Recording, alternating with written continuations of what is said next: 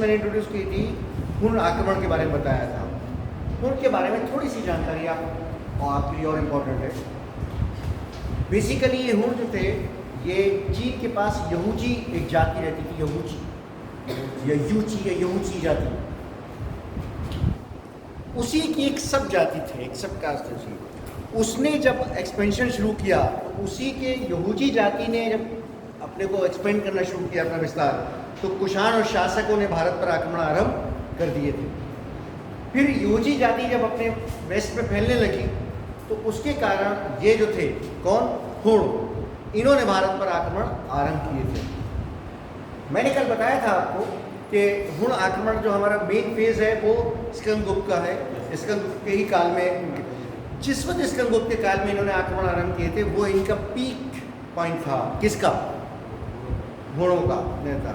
लेकिन उस समय स्कंदगुप्त ने उनको पराजित कर दिया था, और ऐसा पराजित किया था कि बहुत वर्षों तक वो आक्रमण नहीं करने लायक नहीं बचे थे। लेकिन जब गुप्त का डाउनफॉल आरंभ हुआ, इनका पतन आरंभ हुआ, तो क्या हुआ, उस समय तक उनमें भी वो पावर नहीं रही थी उनमें, लेकिन फिर भी उन्होंने आक्रमण आरंभ किए।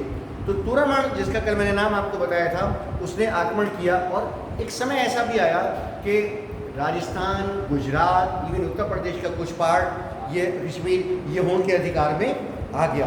और एक समय ये भी आया कि उन्होंने नरसिम्हा जो भारत था उससे कर तक वसूल करने का आरंभ किया।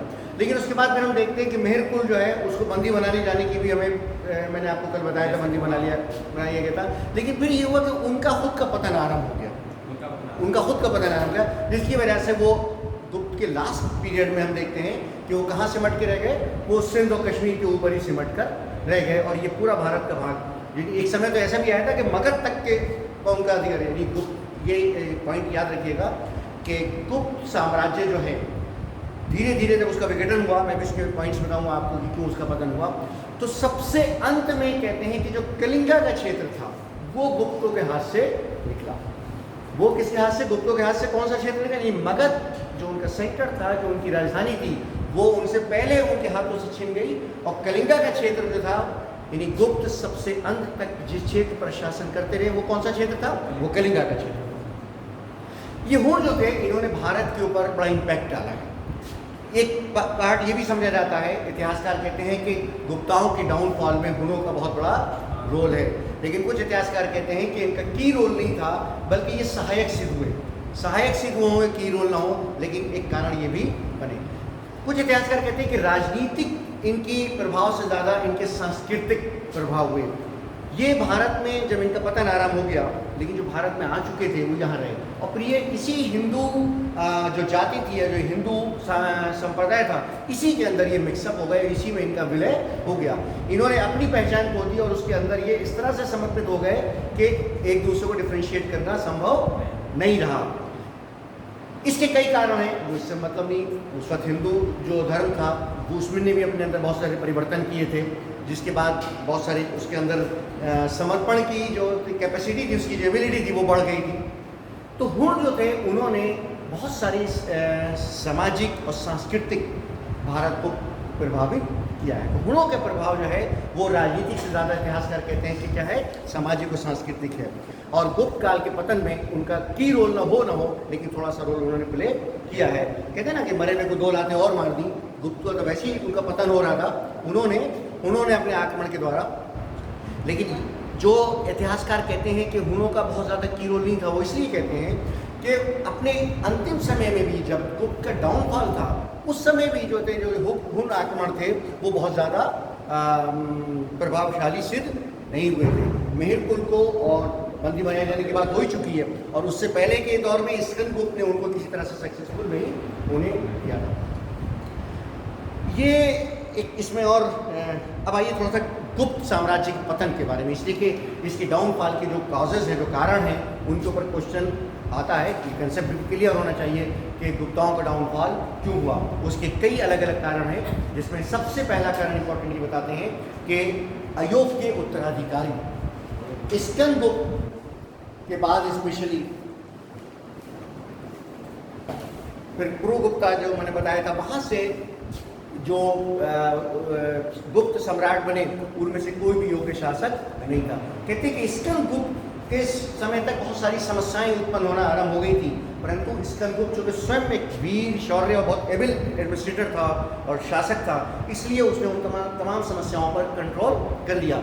स्कंदगुप्त के बाद स्पेशली बाद के जो रूलर थे वो उन समस्याओं का सामना नहीं करेंगे। तो अयोग्य उत्तराधिकारी, अयोग्य को ये मत समझिएगा कि वो बिल्कुल अयोग्य थे, नहीं होता ना कि मेरी योग्यता केवल इतनी है कि मैं एक फैक्ट्री संभाल सकता हूँ, मेरे पिता की इतनी योग्यता थी कि 10 फैक्ट्री भी संभाल लेते थे, तो मैं योग्य तो हूँ लेकिन मैं केवल एक फैक्ट्री संभालने योग्य हूँ। तो स्कंदगुप्त तक वो शासक थे कि जो एक बड़े साम्राज्य को कंट्रोल कर सकते थे। स्कंदगुप्त के बाद और स्पेशली पुरुगुप्ता से वो शासक आरंभ हुए कि जो इतने बड़े शासन को अपने कंट्रोल में नहीं कर सकते थे, इतने बड़े साम्राज्य को अपने नियंत्रण में नहीं रख सकते थे।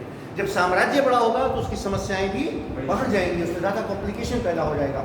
तो एक कारण अयोग्य उत्तराधिकारी या जिस साम्राज्य को संभालने के लिए योग्यता होनी चाहिए थी उतनी योग्यता बाद के सम्राटों में नहीं। दूसरा कहते हैं कि डिसेंट्रलाइजेशन, पावर का जिसको हिंदी में कहते हैं विकेंद्रीकरण। देखिए सम्राट या शासक या राजा या महाराजा या बादशाह पावर्स एक हाथ में होती है, उनको कहते हैं सेंट्रलाइज, सारी पावर एक जगह केंद्रित कर दी जाती हैं। शासक जब शक्तिशाली होता है तो केंद्र के कंट्रोल में पूरा साम्राज्य होता है, वो अपनी इच्छा से गवर्नर नियुक्त करता है, कोई गवर्नर है उसकी मर्जी का नहीं होगा तो वो दूसरे को चेंज कर देगा, अपनी मर्जी से अधिकारी नियुक्त करता है, ये शक्तिशाली शासक होता है। शक्तिशाली शासक के काल में क्या होता है, सेंट्रलाइज पावर होती है, सारा एडमिनिस्ट्रेशन सेंट्रलाइज होता है। लेकिन गुप्ता के बाद में हम देखते हैं कि उनका पावर, उनकी जो सेंट्रलाइज पावर था वो कम होती जा रही थी। कैसे? जो प्रांत थे उनके गवर्नर ज़्यादा स्वतंत्र होते जा रहे थे, वो अब शासक की, सम्राट की इच्छा के बजाय अपनी इच्छा से कार्य करने लगे थे। जब गवर्नर इतना शक्तिशाली हो जाए कि वो केंद्र को नज़रअंदाज करने लगे, नेग्लेक्ट करने लगे, तो इट मीन्स के विकेंद्रीकरण हो रहा है, पावर जो है वो अब उनका सेंट्रलाइजेशन नहीं रहा। ये किस चीज़ की निशानी होती है? कमजोरी की निशानी होती है। तो गुप्ताओं के लास्ट के काल में क्या हुआ? पावर का डिसेंट्रलाइजेशन आना हो गया। प्रांतों के जो गवर्नर थे वो शक्तिशाली होने लगे। प्रांतों के गवर्नर जब भी शक्तिशाली होंगे तब क्या होगा? सम्राट कमजोर होगा। सम्राट अगर कमजोर है तभी गवर्नर शक्तिशाली होंगे। सम्राट शक्तिशाली है तो गवर्नर कभी शक्तिशाली नहीं हो सकते हैं, उसके कंट्रोल में रहते हैं। तो गुप्ताओं के पतन का एक कारण पावर का डिसेंट्रलाइजेशन होना, विकेंद्रीकरण भी है, जिसके कारण गवर्नर जो थे वो ज़्यादा शक्तिशाली होते गए, उसके अधिकारी ज़्यादा शक्तिशाली होते गए और सेंटर में जो शासक की पावर थी, सम्राट की पावर थी, वो कम होती चली गई। तीसरा कारण यही हुन आक्रमण बताते हैं, कहते हैं।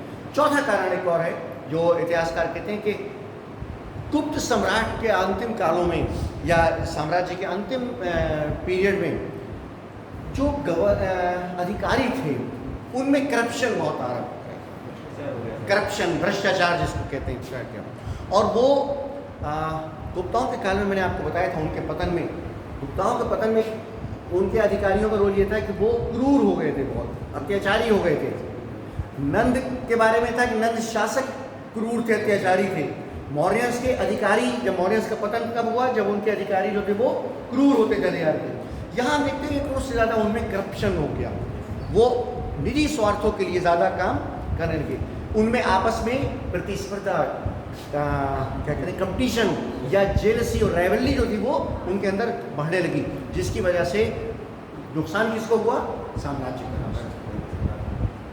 इसके अतिरिक्त कहते हैं कि इस शासनकाल में जो सामाजिक व्यवस्था पैदा हो रही थी, इन हुनों के आने के बाद से, जो विदेशी आक्रमण थे उनके आने के बाद से एक नई सोसाइटी बन रही थी।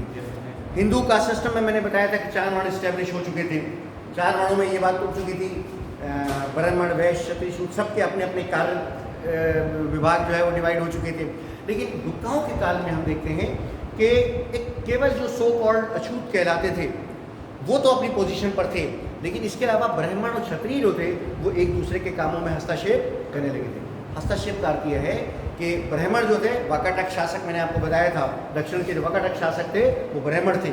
इसी प्रकार से हमें एक नाटक में उदाहरण मिलता है कि एक ब्राह्मण है, वो व्यापार कर रहा है, तो इट मीन्स कि ऐसा नहीं था कि ब्राह्मण जो है वो व्यापार नहीं करता। ये किस चीज़ को शो करता है? समाज के अंदर फ्लेक्सिबिलिटी को शो करता है एक दूसरे के पेशों को अपनाने का रिवाज गुप्त काल में हम देखते हैं। इसी प्रकार से हम देखते हैं कि सती प्रथा जो है वो बढ़ती चली जा रही थी। हालांकि सती प्रथा के बारे में एक बड़ी इंटरेस्टिंग चीज़ ये पढ़िएगा अगर आप पढ़ना है, कुछ लोग कहते हैं कि सती प्रथा भारत की अपनी उपज नहीं थी, ये बाहर से जो विदेशी आक्रमण हुए ग्रीक और ये उनके आक्रमण की वजह से ये हुई। और उसका इसकी लॉजिक ये बताते हैं कि उनकी यहाँ ये परंपरा ज़्यादा थी जिसकी वजह से यहाँ हुई। लेकिन अगर आपको याद हो, मैंने बताया था शुरू आरंभ में कि सती प्रथा कैसे आरंभ हुई थी। पत्नी लेट जाती थी एक सिंबॉलिक सांकेतिक रूप से, और उसको फिर उड़ा लिया जाता था। लेकिन धीरे धीरे ये सिंबॉलिक जो था ये खत्म होता चला गया और एक्चुअल में इसी प्रकार से हम देखते हैं कि सती प्रथा के अलावा पर्दा प्रथा जो है, पर्दा प्रथा बहुत ज़्यादा हमें देखने को नहीं मिलती है। स्त्री की जो स्थिति थी वो पहले की तुलना में उसमें गिरावट आई थी।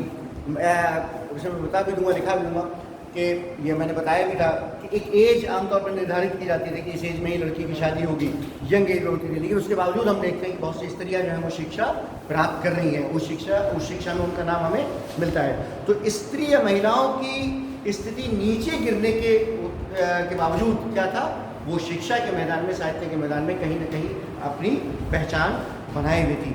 इसके अतिरिक्त हम देखते हैं कि समाज के अंदर ये जो विदेशी आए थे, इनकी वजह से जो कास्ट सिस्टम था वो भी थोड़ा सा कॉम्प्लिकेटेड हो रहा था। होता क्या है, जैसे अभी होड़ आए, ये होड़ आके इनका विलय हो गया, तो अभी किसी कास्ट में जाएंगे ना, ये होता है। जैसे बहुत से जब मुस्लिम कन्वर्ट यहाँ से कन्वर्ट हुए इस्लाम में, तो उनकी भी कास्ट तो वही रही होगी ना, कुछ होगी चेंज। तो क्या हुआ कि जिस धर्म में वो जा रहे हैं, उस धर्म में जाने से का रिजल्ट ये निकलता था कि वो सपोज कीजिए एक ब्राह्मण अगर मुसलमान हो रहा है तो वो अपने को सुपीरियर ही रखता था, या एक सैयद अगर हिंदू हो रहा है तो अपने को उसी कास्ट में रखता था, जिसकी वजह से कास्ट सिस्टम में कॉम्प्लिकेशन पैदा हुआ। तो गुप्त काल में कास्ट सिस्टम में हमें कॉम्प्लिकेशन नजर आता है। क्यों नजर आता है? विदेशियों के आने के बाद से, और मैंने बताया था कि होड़ जो थे वो उनका विलय हो गया था बिल्कुल हिंदू धर्म के अंदर, हिंदू धर्म में फ्लेक्सिबिलिटी हो रही थी। इसके अतिरिक्त हम बौद्ध धर्म और जैन धर्म के बारे में पढ़ चुके हैं। तो ब्राह्मण्स ने अपने धर्म के अंदर फ्लेक्सिबिलिटी पैदा की थी, जिसका कारण क्या था, बौद्ध धर्म का प्रचार और प्रसार था और जैन धर्म का प्रचार था। इन तमाम धर्मों के समन्वय से नई नई कास्ट पैदा हो रही थी, और या एक दूसरे की कास्ट में उनका विलय हो रहा था। यहाँ ये भी याद रखिएगा, जो मैंने अभी गुप्ताओं के पतन के कारण बताया, उसमें कुछ इतिहासकारों का मानना है कि गुप्ताओं के पतन में अंतिम सम्राटों के बौद्ध धर्म स्वीकार करने का भी हाथ है। कहते हैं कि वो भी उसका एक पतन का कारण है, इसलिए कि अंत के मैंने बताया था 2-3 जो सम्राट थे वो क्या हो गए थे, बौद्ध धर्म स्वीकार कर लिया। बल्कि ये इतिहास के ये भी बताते हैं कि मेहर कुल को जो उसने छोड़ा था बालादित्य ने, वो उसकी माता चूंकि बुद्ध थी और अपनी माता के कहने पर उसने उसको बंदी को दे दिया। अगर वो मेहर कुल को नहीं स्वतंत्र करता तो हुणों का बिल्कुल ही वो क्या करता, विनाश कर देता, समाप्त कर देता। लेकिन बालादित्य की माता बौद्ध थी, उसके कहने पर उसने उसको छोड़ दिया था। तो इतिहासकार कहते हैं कि अंतिम सम्राटों के बौद्ध धर्म स्वीकार करना जो है वो भी एक कारण है। किस चीज़ का? गुप्ताओं के पतन का। धार्मिक रूप से बहुत सी चीज़ें मैंने आपको बताई थी, लिखवाई है बैक से। धार्मिक रूप से ये काल बेसिकली हिंदू धर्म के ग्लोरियस पीरियड है। इसमें बहुत सारे जिसको हम कहते हैं ना मॉडरेशन हो रहे थे, नए हिंदू धर्म की एक तरह से बुनियाद पड़ रही थी, और स्पेशली जो फ्लेक्सिबिलिटी थी वो हमें शिव मत, विष्णु मत, इन सब के अंदर हमें नजर आ रही थी। तो गुप्त काल को मैंने कहा ना बिला वजह ही गोल्डन एज नहीं कहते, बहुत सारे फैक्टर्स हैं जिसकी वजह से गुप्त काल की अहमियत सिर्फ राजनीतिक नहीं है, बल्कि धार्मिक और सांस्कृतिक एतबार से भी ये इम्पोर्टेंट है। सामाजिक रूप से इसकी इम्पोर्टेंट मैंने आपको बताई थी कि नए नए समुदायों का इसमें विलय हो रहा था, जिसकी वजह से नए जो कास्ट सिस्टम है वो कॉम्प्लिकेटेड होता जा रहा था। तो गुप्त काल जो है वो साहित्य, संस्कृति, धर्म, समाज, राजनीति, अर्थव्यवस्था, इन सब के अकॉर्डिंग जो है वो एक अलग अपनी पहचान बनाया गया था। तो गुप्त काल के गुप्त सम्राटों के अगर पतन के बारे में क्वेश्चन आएगा तो ये जो 4-5 पॉइंट मैंने आपको बताए, ये 4-5 पॉइंट आप ध्यान में रखेंगे। एक लास्ट चीज़ इसमें जो एडिशन कर लीजिए आप उसका, ये जो एक्सपेंशन मैंने बताया था ना कि यहूची जाति थी, उसने जब अपना दबाव होता है ना कि बाबर पे जब ऊपर से प्रेशर पड़ा तो इधर की तरफ आने लगा, वो है ना, ये होता है भाई मुझे आप यहाँ से निकालने लगेंगे तो मैं दूसरी जगह अपने घुसने की कोशिश करूंगा, तो बाबर पे इधर आ गया, यहाँ से आसानी हुई। इसी प्रकार से यहूची जो थे उन्होंने जब अपना प्रेशर बनाया तो कुषाण और शासक थे, उन्होंने इंडिया पे प्रेशर बनाया, इंडिया पे आक्रमण शुरू हो गए। फिर जब हुण मैंने बताया था यहूचियों की किस्म कास्ट थी, उन्होंने अपने आप को आक्रमण करना आरंभ कर दिया, तो जिसकी वजह से ये जो सेंट्रल एशिया और जो वेस्ट एशिया का जो हमारा ये पूरा है, ये जो इधर से अगर आप मैं एक रफ बता रहा हूँ, चाहे चाइना और सेंट्रल एशिया ये सब जाते हैं, यहाँ से जब ये एक्सपेंशन हुआ तो ये ऐसे एक्सपेंशन आ गया। और फिर ये होंगे जो थे, ये मैंने आपको बताया था कि बड़े भाग पर तक इनका अधिकार हो गया और इवन के मगध जो है, मगध पर से भी गुप्ताओं का कंट्रोल खत्म हो गया। तो लास्ट में लेकिन ये भी देखिए कलिंगा पे उनका कंट्रोल था। इसका कारण क्या था? इसका कारण भी समझ लीजिए, इसलिए कि अभी जो मैंने कहा ना विकेंद्रीकरण हो गया था, तो जो गवर्नर शक्तिशाली था उसने अपने राज्य के ऊपर अपना कंट्रोल रखा, जो गवर्नर शक्तिशाली नहीं था उसके राज्य में दूसरे ने अपना कंट्रोल कर लिया। तो एक तरफ तो गुप्ताओं का कंट्रोल खत्म हुआ, दूसरे उनके गवर्नर्स ने जो अपने कंट्रोल में कर लिए थे राज्य, उन पर से भी उनका कंट्रोल हटता चला गया। सबसे अंत में कलिंगा का जो क्षेत्र था वो उनके कंट्रोल में अंत तक रहा था। लेकिन 6वीं शताब्दी तक हम देखते हैं कि गुप्ताओं का पतन एक तरह से हो चुका था, कंप्लीट हो चुका था। इसमें आज जो लास्ट चीज़ जो इसके पॉइंट्स रह गए हैं जो साहित्य से संबंधित हैं वो मैं आपको कहूँगा, इसलिए कि मैक्सिमम क्वेश्चन हम देखते हैं वो इसी से इससे आते हैं। एक इसमें 3 चीज़ों को सिस्टमेटिक तरीके से ध्यान में रखिएगा। उनका राजनीतिक कैरियर, उस काल की सामाजिक और आर्थिक, उनमें से कुछ चीज़ें मैं भी आपको बताऊंगा, और साहित्यिक, सारे क्वेश्चन घूम फिर के इन्हीं के ऊपर आपको मिलेंगे।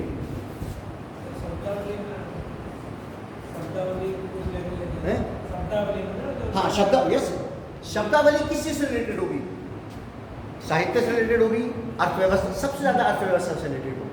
जो शब्दावली है अर्थव्यवस्था और एडमिनिस्ट्रेशन, इकोनॉमिक और एडमिनिस्ट्रेशन, इन 2 चीज़ों की शब्दावली जो है वो सबसे ज़्यादा होती है।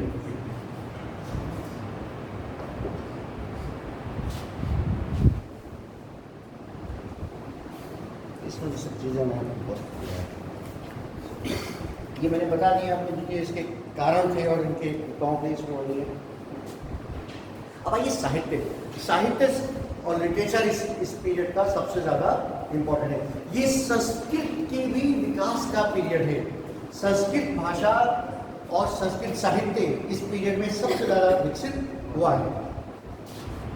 ये कोई भी पीरियड आज तक संस्कृत के विकास के लिए इतना अच्छा नहीं था जितना ये पीरियड है। इसमें सबसे पहला नाम तो घूम फिर के एक ही आता है, किसका?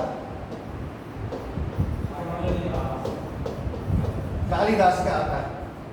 ये सबको मालूम है कि चंद्रगुप्त सेकंड का था, ये उज्जैनिया में था। कहाँ? उज्जैनिया में। इसका जो केंद्र था वो क्या था? उज्जैनिया में था।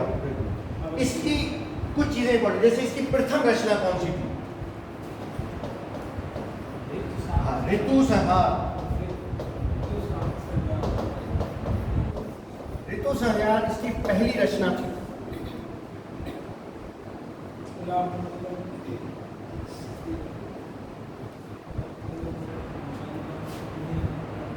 उसके बाद कुमार संभव। कुमार संभव क्या थी? यस, मैंने बताया था ये इसे नहीं नाम था। ये इसमें था क्या? इसमें बताओ आप लोग बोले शिव पार्वती के पुत्र के जन्म की कथा। इसे लिख लीजिए, शिव पार्वती के पुत्र के जन्म की कथा है। ये किस पर आधारित है? शिव पार्वती के पुत्र पर।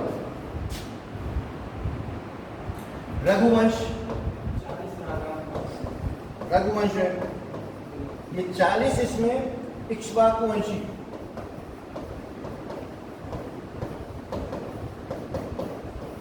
इक्ष्वाकु वंशी जो राजा थे उनके कैरेक्टर्स के ऊपर है ये। एक चीज और याद रखिएगा, साहित्य का जो आरंभ हुआ है, तो साहित्य के पात्र आरंभ में कौन होते थे? अपर क्लास होता था, अपर क्लास होता था। आम आदमी उसके पात्र नहीं होते थे। राजा महाराजा भगवान देव जितना आपका टीम है वो उसके पात्र हुआ करते थे। आम आदमी जन साधारण का पात्र बनना बाद में आरंभ हुआ है। इसके अलावा एक इसकी बहुत मशहूर पुस्तक है,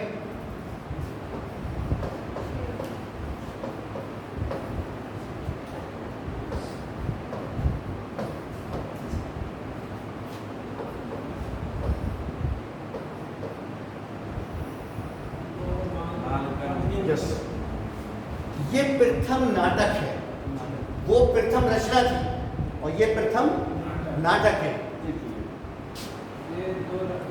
इसमें क्या था? यस, शुंग राजा जो था, अग्निमित्रा, यस, उनकी प्रणय की कथा थी। अग्निमित्र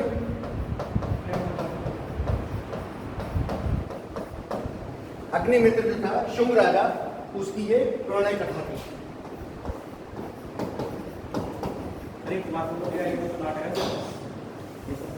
हाँ, ये नाटक है, प्रथम नाटक। नहीं, प्रथम नाटक जो बताया मैंने आपको, ये ऋतु संहार जो है ये क्या है? पहली रचना है ये, और ये पहला नाटक है जी। इसके बाद जो इसका बहुत मशहूर है, दोनों में अंतर नहीं है, समझ लो, एक प्रथम रचना है, एक प्रथम नाटक है। यानी वो जो है वो रचना नाटक नहीं है। हाँ, वो रचना नाटक नहीं है।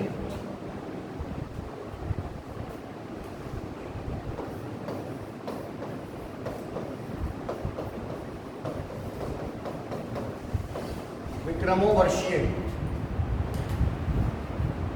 विक्रमो वर्षीय,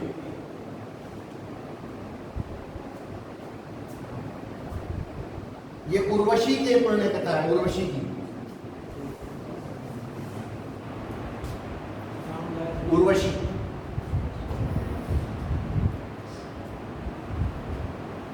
ये नाम सबने सुना होगा, अभिज्ञान शकुंतलम। हाँ, अभिज्ञान शकुंतलम क्या है? किसकी? ये हस्तिनापुर के राजा दुष्यंत, इसे लिख लीजिएगा।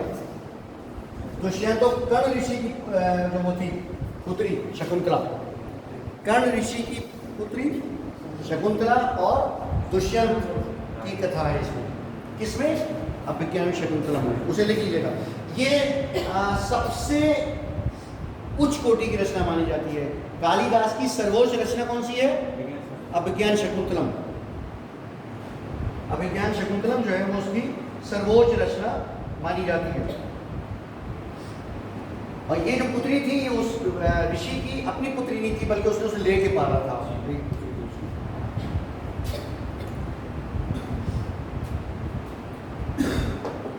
इसके अतिरिक्त कुछ अन्य इस काल के जो साहित्य से इंपॉर्टेंट रचनाकार थे, उसमें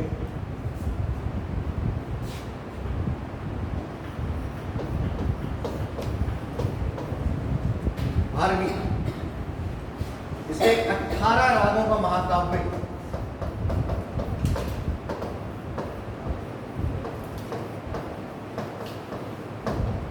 ये रामायण महाभारत का क्या है? ये यस, महाकाव्य, अंग्रेजी में एपिक कहते हैं इनको। तो भाई यही चीज टर्मिनोलॉजी कहलाती है। 18 राजाओं का महाकाव्य,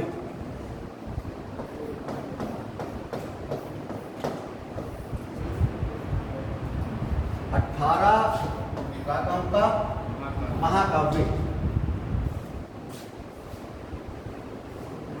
ऐसी एक नाम और है इसमें, हर्ष।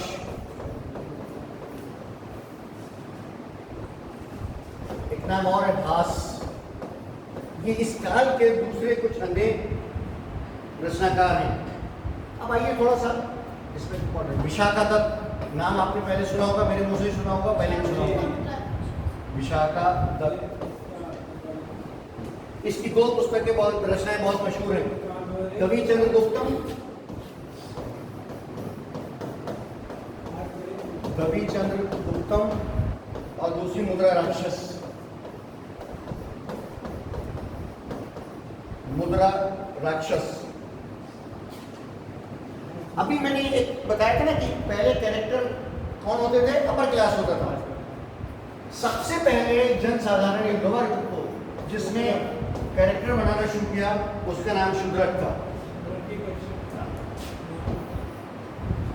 रचनाओं में, साहित्य में मिडिल क्लास जनसाधारण को सबसे पहले पात्र के रूप में जिसने प्रस्तुत किया वो कौन था? शूद्रक था।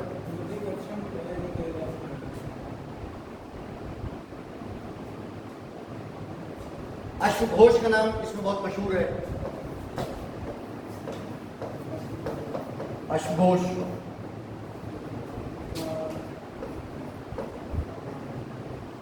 ये कौन था वैसे? अश्वघोष कौन था? नहीं, नाटक था। ये बुद्ध धर्म से संबंधित था। संस्कृत में इसे रचना है। एक बात याद रखिएगा, वो ज्यादा किस भाषा का प्रयोग करते थे? पाली का प्रयोग करते थे। बौद्ध जो है वो पाली का प्रयोग करते थे, संस्कृत का प्रयोग जनरली नहीं करते थे। रेयर केसेस में मिलेंगे आपको।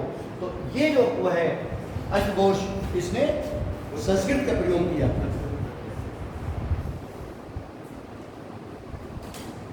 इसका संबंध किस दरबार से था? जैसे कालिदास चंद्रगुप्त से था, कनिष्क, ये कनिष्क का बल्कि राजकवि था, उसके दरबार का कवि था कनिष्क का। इसको लिख लीजिएगा। इसकी दो बहुत इंपॉर्टेंट जो पुस्तकें हैं कौन कौन सी हैं? बुद्धचरित,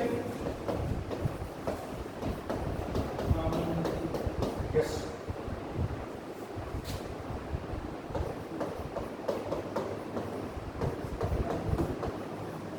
ये सौंदर्यनंद जो है ये तो महाकाव्य है, और बुद्धचरित्र अपने नाम से आपको बता रही है क्या है। ये अश्वघोष की रचना है और ये संस्कृत में रचना है उसकी। बुद्धचरित्र कैरेक्टर ऑफ महात्मा बुद्ध और ये महाकाव्य है। ये महाकाव्य है और इसमें इससे संबंधित अगर आप देखेंगे तो सारी पुत्र प्रकरण है इसमें, सारी पुत्र प्रकरण किसमें? सौंदर्यानंद में, और ये महात्मा बुद्ध से संबंधित है।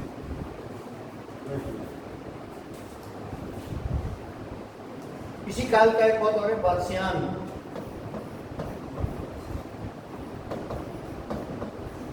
बादशाहन इसकी रचना है कामसूत्र।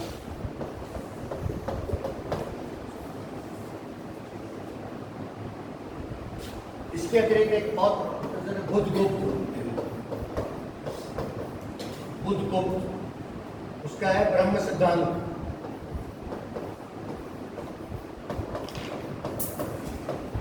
ब्रह्म सिद्धांत इस काल की बहुत प्रसिद्ध है, जिसका जो भारत के बाहर पहुंची है, जिसका नाम सबसे ज्यादा हुआ है।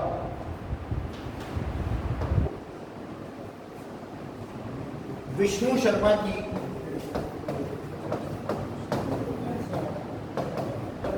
पंचतत्व,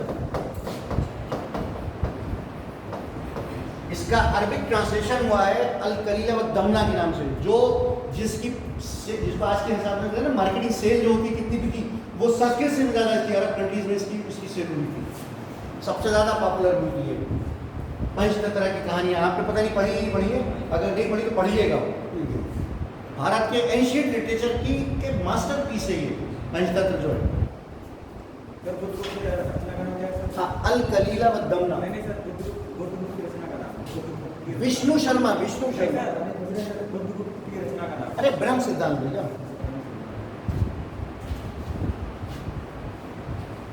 बुद्ध की ब्रह्म सिद्धांत अलकेरा।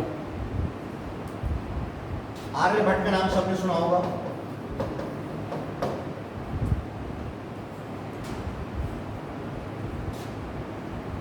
इसकी पुस्तक का नाम बता सकते हो? मैंने लिखवाया था आपको।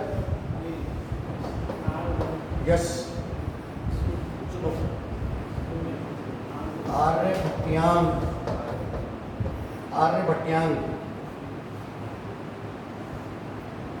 बल्कि आप एक काम कीजिए, इसको आप ऐसे लिखिए, मैं बताता हूँ, वो आपको याद रहेगा, रखने में आसानी होगी। आर्यभट्ट, इसकी पुस्तक आर्यभट्टियम,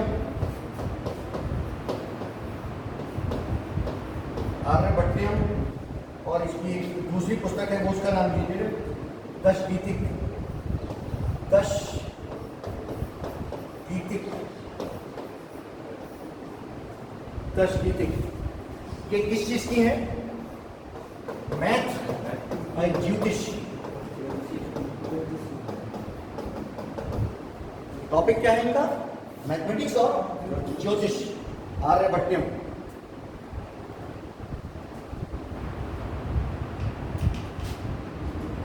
इसके बाद दूसरा इंपॉर्टेंट आंसर भास्कर प्रथम, भास्कर प्रथम, महाभास्कर यस,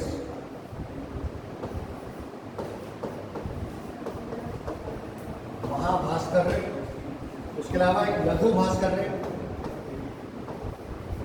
लघु भास्कर है, और एक भाष्य, भाष्य। इसका टॉपिक भी ज्योतिष और मैथमेटिक्स से ही। भास्कर प्रथम, महाभास्कर है, लघु भास्कर है और भाष्य, ये इसकी क्या है? 3 रचनाएं हैं। और इनका टॉपिक क्या है? ज्योतिष। ये भी याद रखें, मैंने शायद बताया कि एंशियंट पीरियड में मैथमेटिक्स, ज्योतिष और चिकित्सा, इसमें भारत बहुत ऊपर था, बहुत आगे था वर्ल्ड में। इनका हिस्ट्री में बहुत पीछे था। हिस्ट्री राइटिंग इंडिया में नहीं थी, यानी हमें साहित्य में हिस्ट्री मिल जाती है, लेकिन जो हिस्ट्री राइटिंग है वो इंडिया में एंशियंट पीरियड में बहुत पुअर थी, बहुत पुअर थी। इसके अलावा जितने थे उनमें बहुत आगे था। मैथमेटिक्स को स्पेशली हम लोग फील्ड थी।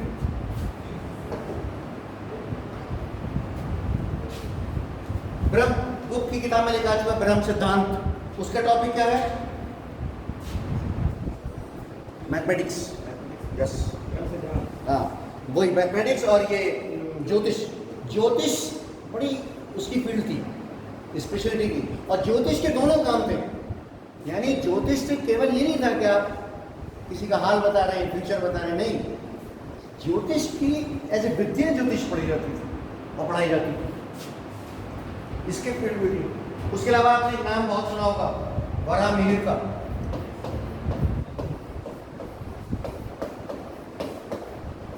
वराहमिहिर, इसकी यस यस पंच सिद्धांतिका, पंच सिद्धांतिका, स्पेलिंग सही कर लेना, पंच सिद्धांतिका,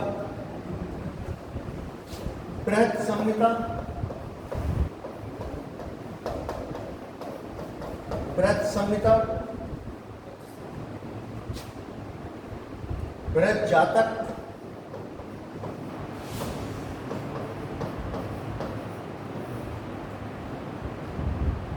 बृहत जातक और लघु जातक,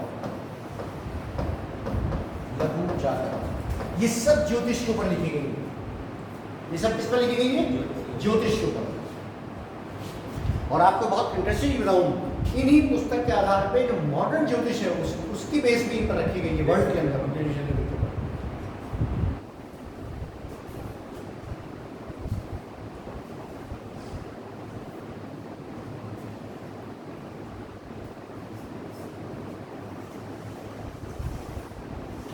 अब आइए थोड़ा सा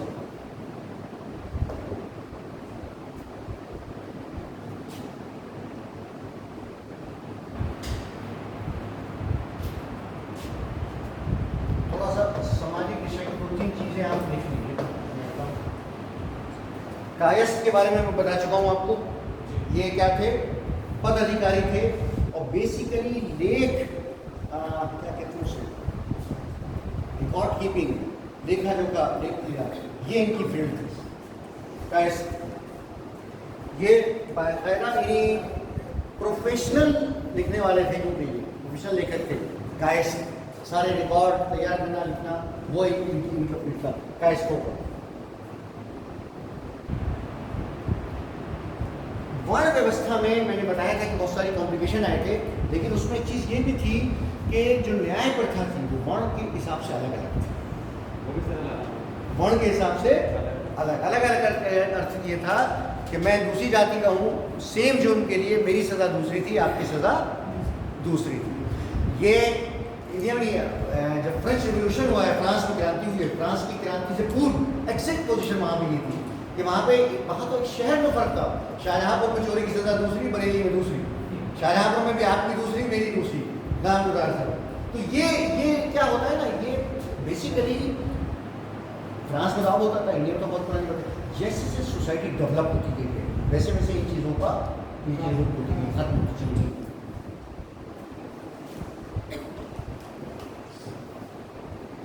प्रोफेशन का मैंने आपको बता दिया कि प्रोफेशन जो है वो निम्न वर्ग को छोड़ के कुछ वर्ग अपना प्रोफेशन चेंज कर सकते थे, परिवर्तित कर सकते थे।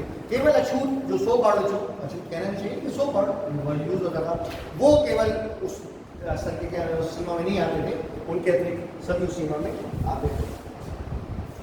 बल्कि इसमें ये यहाँ आपने लिखा हुएन स्वांग ने, उसने शूद्रों को जगह जगह लिखा है कि ये कृषि के लिए पैदा हुआ। काहे के लिए? कृषि के लिए पैदा हुआ, ये भी लिखा गया है। और इनको खतिहरों के वर्ग में रखा है उसने। हुएन स्वांग ने इनको शूद्रों को खतिहरों के वर्ग में रखा है। कृषि के लिए ये मैंने लिखा है कि अगर आपको याद हो कि जो नरसिंह पुराण है हमारा, ये मैंने लिखा चुका हूं मैं, उस पुराण में क्या था, शूद्रों को कृषक कहा गया है, कृषि उनका पेशा बताया गया है। देखिए ये भी ये सिद्ध करता है कि ये चीजें धीरे धीरे विकसित हुई हैं। पहले शूद्र कृषि कर सकते थे, कृषक थे, फिर क्या हुआ तो उनके अंदर एक सेक्शन अलग हो गया जिसको बिल्कुल अछूत कर दिया गया, जो कृषि भी नहीं कर सकता था। कुछ शब्दावलियां हैं वो भी आप लिख लीजिए, जैसे अम्बट। अम्बट, अम्बट क्या था? ब्राह्मण पुरुष और वैश्य स्त्री से जो संतान पैदा होती थी उसको अम्बट कहते थे। पिता ब्राह्मण और माता वैश्य, वो अम्बट। और पिता वैश्य, लिख लीजिए इसको, पिता वैश्य और माता शूद्र, वो उग्र।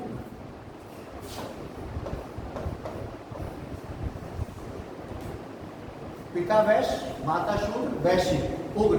लेकिन ये कहते हैं किसने कहा था? गौतम बुद्ध ने। गौतम बुद्ध ने ये टर्म यूज की है उग्र की, किसके लिए? जब पिता वैश्य और पुत्र शूद्र हो। लेकिन जो स्मृतियां हैं हमारी, उन स्मृतियों में ये जो उग्र की टर्म यूज की गई है वो दूसरे तात्पर्य में यूज की गई है। वो यूज की गई है कि क्षत्रिय पिता और शूद्र माता, वो उग्र कहलाती है। समझे दोनों में अंतर? उग्र यानी वैश्य पिता और शूद्र माता, ये कौन कहता है? गौतम बुद्ध। कौन कहता है? ये गौतम बुद्ध कहते हैं। और क्षत्रिय पिता और शूद्र माता को उग्र कौन कहता है? स्मृतियां कहते हैं, स्मृतियों के अनुसार। यानी एक ही टर्म है, दो अलग अलग सोर्सेज, दो अलग अलग उसके मीनिंग डिफाइन करती हैं। कुल मिला के ये है कि माता जो है वो शूद्र है अगर, तो पिता क्षत्रिय है या वैश्य है, वो ये कहलाएंगे।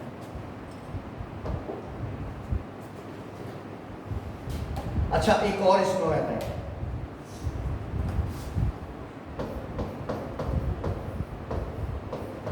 पार्श्व जाति। अगर पिता ब्राह्मण है और माता शूद्र है तो वो पार्श्व जाति के कैटेगरी में रखे जाते थे। ये मनु के अनुसार है। मनु ने अगर पिता क्या है? ब्राह्मण है और माता शूद्र है तो वो पार्श्व जाति है, मनु के अनुसार है।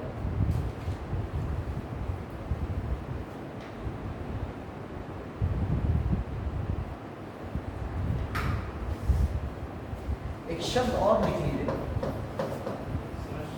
यस, आदर्घम, ऐसे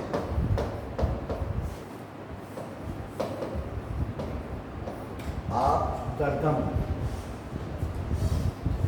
उच्च जाति का व्यक्ति अगर किसी निम्न जाति के प्रोफेशन को अपनाता है, पेशे को अपनाता है, उसके लिए ये शब्द यूज किया जाता था। यानी कोई क्षत्रिय अगर व्यापार करने लगे तो क्या होगा? अभद्र। ये संकट काल में परमिशन मिलती थी, जनरली ये परमिशन नहीं होती थी, लेकिन एक्सेप्शंस हमें मिलते हैं जो प्रोफेशन को परिवर्तित करने के लिए। असल में ये पूरे कास्ट सिस्टम को अगर आप पढ़ेंगे ना डिटेल से, धीरे धीरे जो है वो चीज़ें विकसित हो रही थी। कास्ट बनी, कास्ट में रिजिडनेस नहीं थी, फिर उसमें धीरे धीरे रिजिड होती चली गई, उनके अपने फिर प्रोफेशन होते। मैंने पता नहीं तुम्हें याद नहीं हो, मैंने सुना है कि लोग के पेशा समझा था जिसे हो गई जात अपनी। ये पंक्ति है कि जिसको मैं अपना प्रोफेशन समझता था वो मेरी जाति बन गई, वो मेरी जाति बन गई। इंडिया में हिंदू और मुस्लिम दोनों का कास्ट सिस्टम ये डिफाइन करता है, इस पंक्ति में डिफाइन किया जाता है।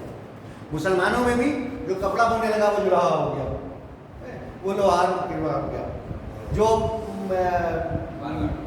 जो प्रॉफिट मोहम्मद के हैं उन्होंने अपने को सैयद कह के अपने को सुपीरियर कर दिया। ये मुस्लिम्स का जो कास्ट सिस्टम है और हिंदुओं का कास्ट सिस्टम वो बिल्कुल ही सही है। जो पेशा था हमारा वो हमारी क्या बन गया? जाति बन गया। जबकि जाति अलग चीज़ है और पेशा अलग है। अब आज देखिए कितने पंडित हैं दुकानें खोले बैठे, नहीं खोले बैठे, बिजनेस कर रहे हैं। अब ये वातावरण नहीं है, अब नहीं है। अब आप किसी पंडित को वैश्य नहीं कहेंगे अगर वो दुकान खोले हुए, कहेंगे नहीं कहेंगे? ये क्या है? सोसाइटी में ये भी याद रखना, सोसाइटी में जो भी परिवर्तन होता है वो परिवर्तन आसपास के जो एटमॉस्फेयर वातावरण है उसके अकॉर्डिंग होता है। आप आसपास जो कुछ हो रहा है उससे अपने आप को अलग नहीं कर सकते, पृथक नहीं रख सकते उससे।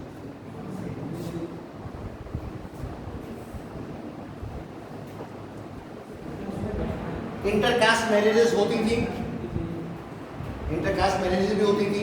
उसके अलावा आपकी जो है वो जनरली औरत की जो स्त्री की पोजीशन थी वो नीचे गिरी गई थी। कन्या का विवाह भी मैंने आपको बताया था कि 12 और 13 वर्ष जो है वो एक तरह से निर्धारित किया गया था। 12-13 वर्ष में उनका विवाह कर दिया जाता था। पुनर्विवाह की अनुमति थी। स्त्री अपने पति की मौत के बाद दोबारा विवाह कर सकती थी, लेकिन अगर कोई स्त्री नहीं चाहे विवाह करना तो फिर उसको सारी उम्र जो है वो एक क्या कहते हैं संन्यासन का वैसे जीवन व्यतीत करना पड़ता था, और वरना चाहे तो वो शादी कर सकती थी।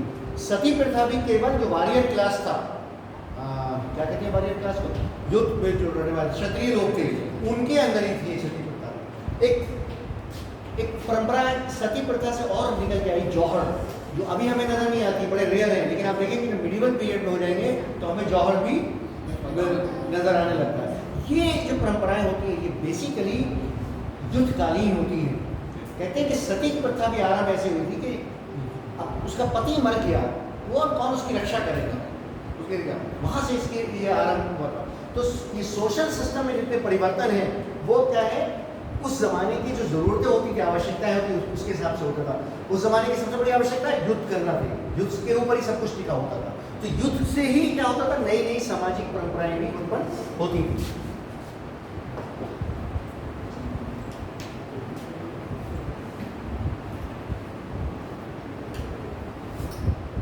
देवदासियां ये सब आप लोग जानते हैं, मंदिरों से संबंधित हुआ करती थी, और देवदासियां जो हैं उनकी प्रथा नॉर्थ इंडिया से ज़्यादा साउथ इंडिया में थी, दक्षिणी भारत के अंदर थी। इस काल के ग्रंथों में जो आपने स्मृतियां हैं वो सब स्मृतियां, 2-3 तो आप स्मृतियां जानते होंगे, मनु स्मृति, नारद स्मृति, है ना। 2-3 स्मृतियां और इम्पोर्टेंट हैं, चीज़ें उनको भी याद पूरा लिखेंगे।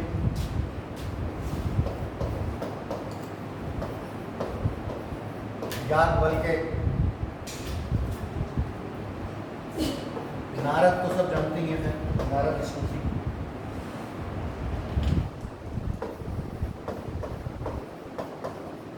कात्यायन, बृहस्पति, कैसे लिखेगा? आदि की मतलब बृहस्पति।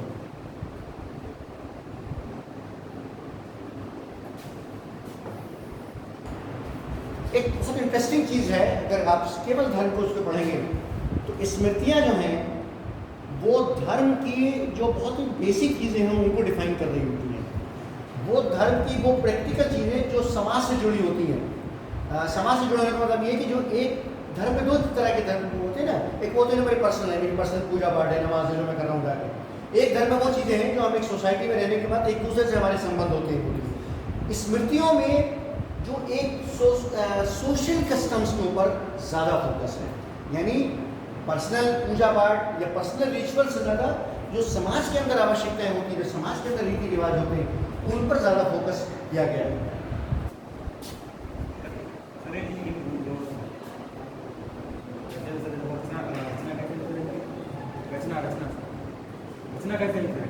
कैसे?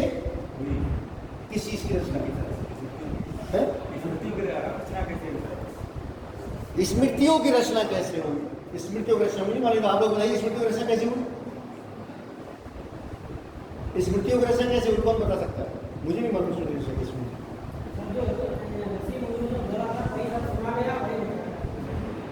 देखिए श्रुति और स्मृति दोनों अलग है। श्रुति वो तो सुना हुआ तो श्रुति हुआ, वो स्मृति कब हुआ?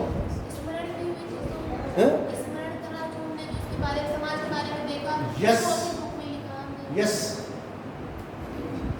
ऑलमोस्ट एग्जैक्टली डिफाइन किया है। वो तो जो सुन के होता है वो तो श्रुति, श्रुति में आता है। ये तो खुद शब्द बता रहा है। ये क्या है? खुद शब्द बता रहा है स्मरण के आधार पर। ऋषियों मुनियों ने स्मरण के आधार पर जो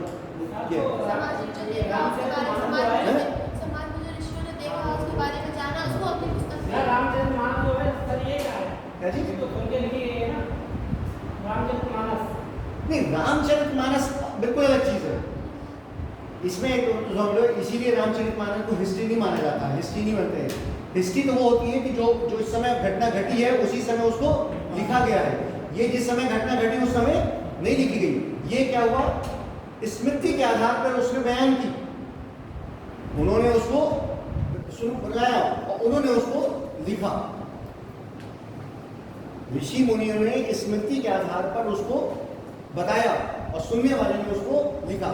तो रामायण और महाभारत अलग कैटेगरी हो गई है बिल्कुल, और ये स्मृतियां ये अलग कैटेगरी हो गई। ये केवल स्मरण के आधार पर। रामायण महाभारत जो है वो कैटेगरी आती है एपिक की कैटेगरी, वो अलग है। और इसमें कस्टम्स के ऊपर समाज के अंदर क्या हो रहा है चारों तरफ से, उसको स्मरण के आधार पर क्या होना चाहिए, कैसे होना चाहिए, उसको डिफाइन किया गया।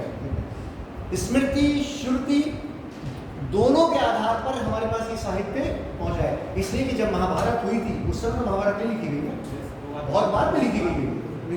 ऐसी रामायण उस वक्त नहीं लिखी गई थी, बाद में लिखी गई है। और जाहिर है कि जो बाद में लिखी जाती है वो क्या होती है? वो स्मरण के आधार पर होती है। और स्मरण के आधार पे एक आदमी बोलता है, दूसरा आदमी उसको लिखता है। इसीलिए आप देखेंगे कि मिडिवल पीरियड में हमारी ये दूसरी तुलसीदास वाली जो है वो ज्यादा पॉपुलर है। ये ज्यादा रामायण ज्यादा पॉपुलर है ये, जबकि ये उसके बहुत बाद में लिखी गई। ऑथेंटिक कौन सी ज्यादा होगी? जो सबसे पहले लिखी गई है। कभी जो सबसे पहले लिखी ज्यादा ऑथेंटिक होगी, लेकिन पॉपुलर कौन सी है? जो बाद में लिखी गई है। क्यों है? उसका कारण ये है कि बाद में जो लिखी गई है, जो पहले लिखी गई थी उसमें ऑथेंटिसिटी की बहुत ध्यान नहीं रखा गया। जब बाद में लिखी गई तो साइंस में भी जैसे जैसे आगे बढ़ते हैं चीज़ बेहतर होती चली जाती है। तो बाद की जो लिखी गई है उसमें पुरानी त्रुटियाँ नहीं है, उसकी शैली ज़्यादा अच्छी है। किसी भी घटना को जब आप उसका वर्णन करते हैं तो उसमें शैली बड़ी इंपॉर्टेंट होती है। उसमें इसकी शैली जो है वो ज़्यादा क्या है? प्रभावित करने वाली है। तो एक्चुअली जितना ज्ञान है वो श्रुति और स्मृति के आधार पर, क्योंकि उस समय जिस समय इतिहास की तो बेसिक प्रिंसिपल ये है कंटेम्परेरी सोर्स, समकालीन घटना। 500 साल बाद जब अभिवेक योजना के इतिहास लिखा जाएगा तो ये मेरे नोट्स या आपके अटेंडेंस ये प्राइमरी सोर्स है, क्योंकि आप उस समय मौजूद हैं। ये नहीं कि मैंने घर जाके बताया था और मेरे बेटे ने फिर किसी को बताया और फिर उसने बताया और उसके बाद लिखा गया। बस एक बात, ये लेकिन एंशियंट पीरियड में हमारे पास लिखने का इतना नहीं था, रिकॉर्ड करने का। मैंने अभी कहा था कि इंडिया हिस्ट्री में पीछे था और सब चीज़ों में बहुत आगे था इंडिया, कोई था, लेकिन हिस्ट्री राइटिंग हमारी यहाँ बहुत बाद में आरंभ हुई है। हिस्ट्री की जो पहली एक्चुअल हिस्ट्री की बुक है, थोड़ी बहुत राजतरंगी है समझ गए, लेकिन एक्चुअल हिस्ट्री की बुक जो है वो उसकी अल-बैरूनी की है, किताबुल हिंद जो है वो हिस्ट्री के जितने आधुनिक सिद्धांत हैं उनके ऊपर लिखी गई है। तो श्रुति और स्मृति के आधार पर ऑथेंटिक हिस्ट्री कभी नहीं होती, ये इस बात को हमेशा याद रखिएगा।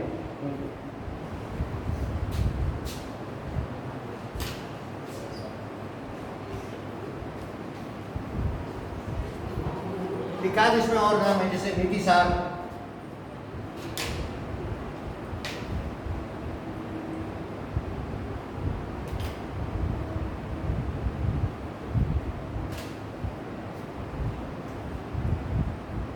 इसका नाम कामांतकी है, ऐसे लिखा नहीं लेकिन कामांतक, नीतिसार,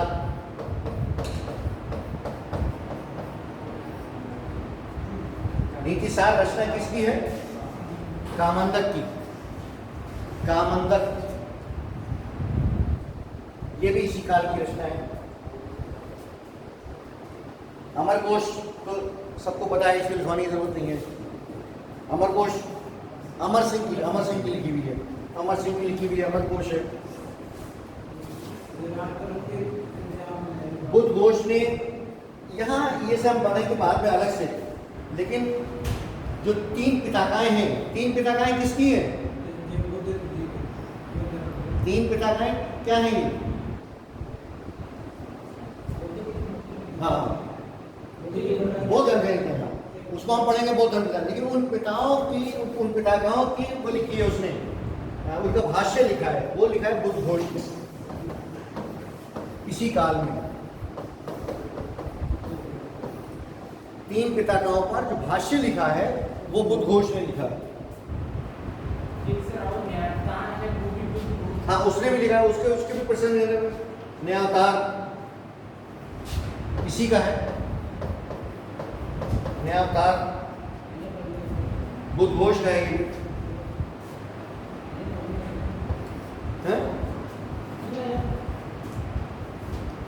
नहीं फ्रेंकली बोलो यार, तो उसमें तो बात थोड़ी है।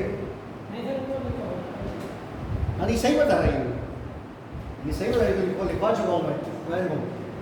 न्यायावतार बुद्ध घोष इस काल का, बल्कि अगर हो सके तो एक टीवी बना लेना, राइटर पुस्तक थीम।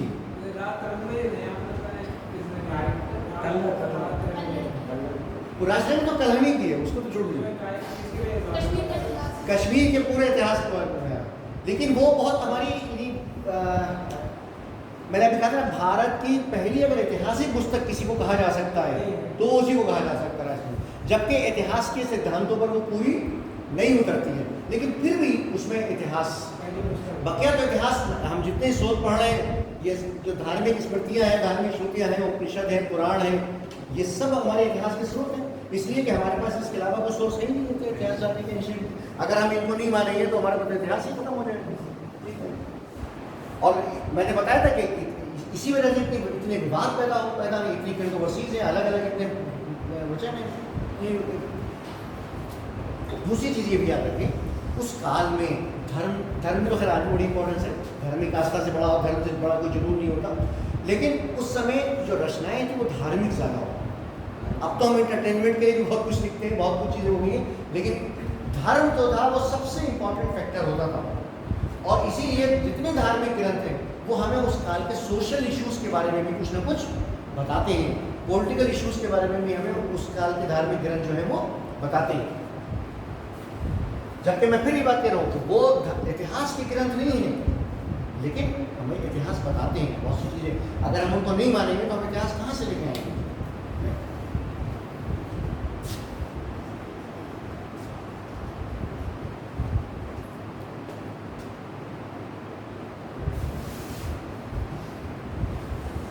ये मैं बता चुका हूँ आपको कि अर्थव्यवस्था में कि श्रेणियाँ होती थी, जो ट्रेड एंड कॉमर्स जो है उसका संचालन कौन करती थी? श्रेणियाँ करती थी। श्रेणियाँ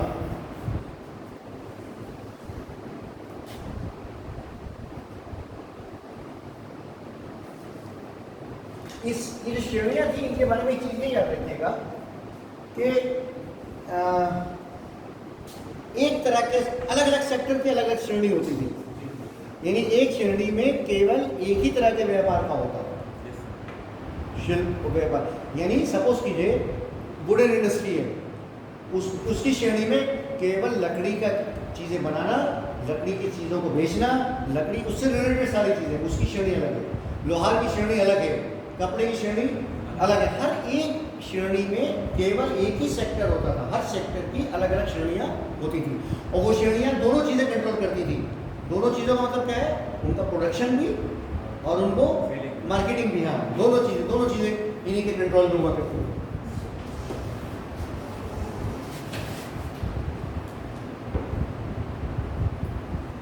जैसे एक श्रेणी थी, इसको उसमें पटवाई या गोवाटा लिखिए, पटवाई श्रेणी,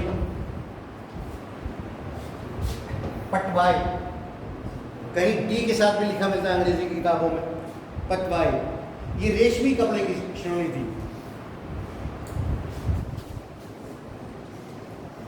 समझे ना, रेशमी, रेशम।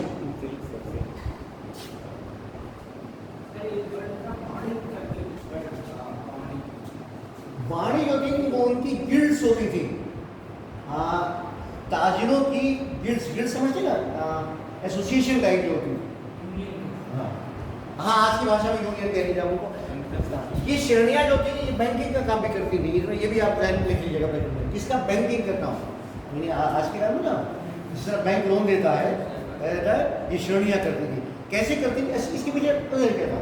बेसिकली आज भी होता है कि बुनकरों की अपनी एक यूनियन है, वो अपने बुनकर साथियों की सहायता भी करती है। तो ये श्रेणियाँ होती हैं कि बेचने, बनाने, सब चीज़ों के लिए, और उसी में ये किसी को आवश्यकता होती थी तो उसको लोन देती थी, सहायता करती थी उसकी।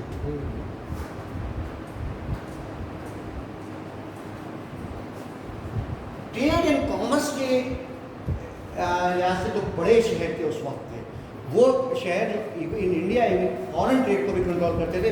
उनके आप नाम उसमें लिख दीजिए। भड़ौच, भड़ौच, भड़ौच क्या है? भड़ौच ये कई बार डिस्कस हुआ है। बंदरगाह है, यस, बंदरगाह है गुजरात में। उज्जैन, विदिशा,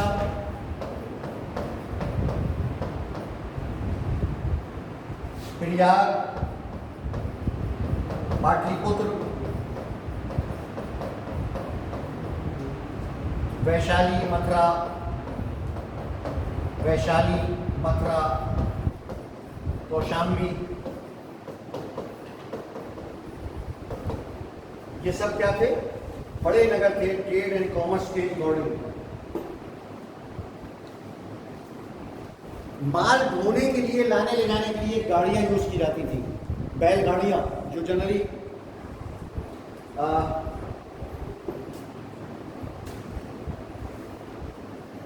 मालगाड़ियों के, ये मालगाड़ी के बैलगाड़ियों के अतिरिक्त जहाज, समुद्र के रास्ते से भी जहाज या कश्तियां, बड़ी कश्तियां होती, उनके द्वारा भी व्यापार किया जाता था।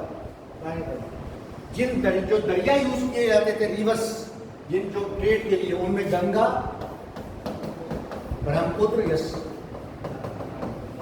नर्मदा, गोदावरी,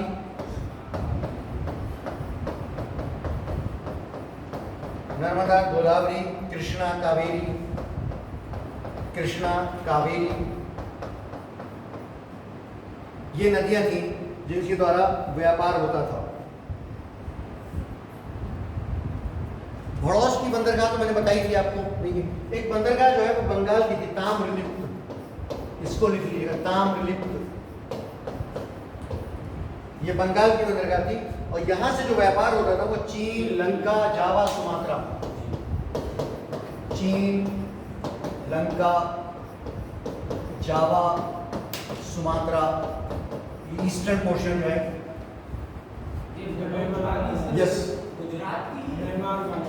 नहीं, भड़ौस तो गुजरात की है, भड़ौस तो गुजरात की, भड़ौस है, बाद में खंबात है, ये सब गुजरात की है।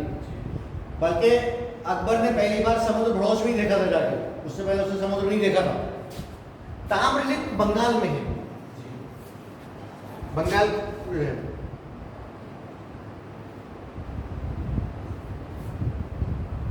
भड़ौज का एक और नाम मिलता है, मैंने लिखाया भी था शायद पहले आपको, उसमें संस्कृत के पाली भाषा में भिरकुकच्छ, भिरकुकच्छ। कभी किताब में वो दिया हो तो आप उससे कंफ्यूज मत होइएगा। भिरकुकच्छ ये भड़ौज को कहते हैं। भिरकुकच्छ से जो मैक्सिमम में होता था वो कहाँ होता था? वेस्टर्न साइड से। हाँ देखिए, पश्चिम की बंदरगाह ये कि पश्चिम साइड होता था, ईस्ट की बंदरगाह ये कि ईस्ट की साइड बिजनेस होता था। सिंपल सी बात है इसमें।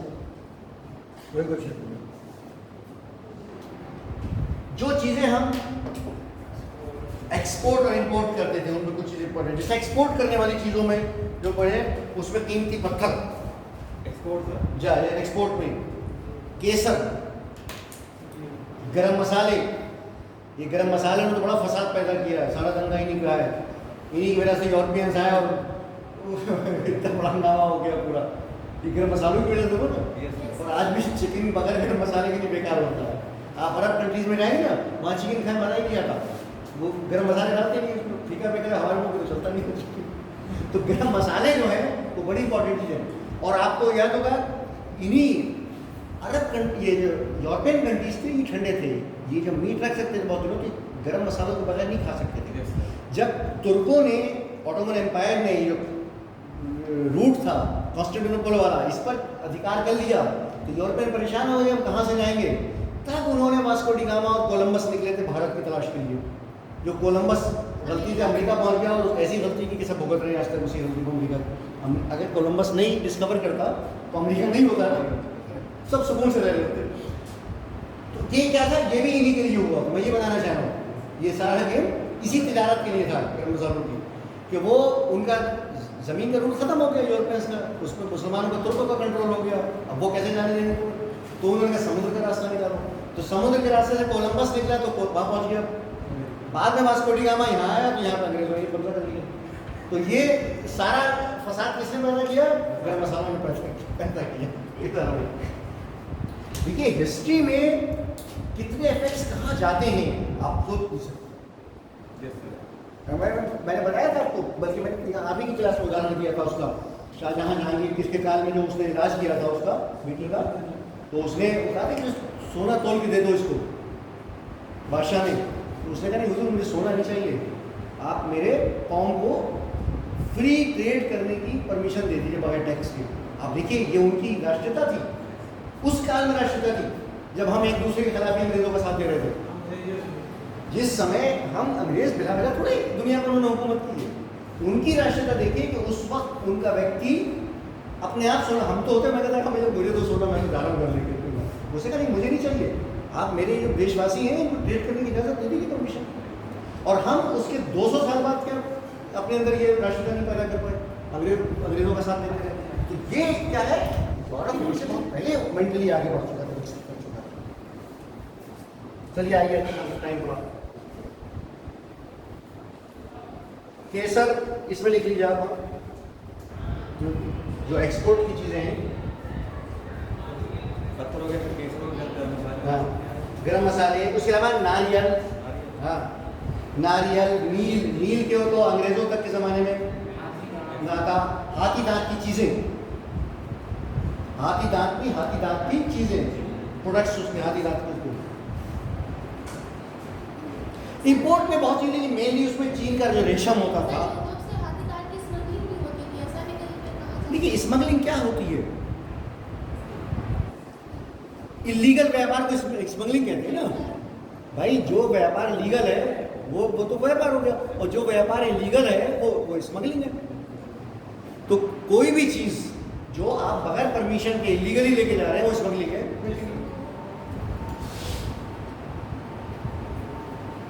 ये मैं बता चुका था आपको, कल मैंने लिखवाया था सार्थ काफले होते थे। सार्थवा मैंने बताया था, काफलों का जो लीडर होता था, कल लिखवाया था आपकी चीज़ों ने।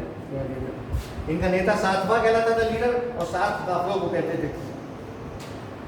इसमें 2-3 चीज़ें और हैं, जैसे आर्यभट्ट जो है वो किस फील्ड का था? यस, गणित का था, मैथमेटिक्स का था। इसकी खोज में बहुत इंपॉर्टेंट चीज़ें हैं 2-3 जो इसने की थी, आर्यभट्ट ने की थी। मैंने इनको आप लोगों को लिखवाई भी है शायद इससे पहले, जो वो थी पृथ्वी की जो रोटेशन है, कहते हैं कि उसके बारे में सबसे पहले आर्यभट्ट ने ही निकाला था, किया था। इसके अलावा वराह मीरा जो था वो उसका कहते हैं कि जो ग्रह नक्षत्र हैं सब हैं, उसके बारे में उसने पता लगाया था। भास्कर जो था वो भी ये सब खगोल शास्त्री जिनके बारे में तो लिखवा चुका हूँ मैं, आपको सब बता दिया इसमें। एक चीज़ इसमें और थी जो आपको शायद मैंने नहीं बताई है, सब चीज़ें पद सिद्धांता, लघु जाता की सब चीज़ लिखी है, ब्रह्म सिद्धांता। हाँ, एक चीज़ इसमें आप लिख लीजिए जो आपको लिखी 6th सेंचुरी में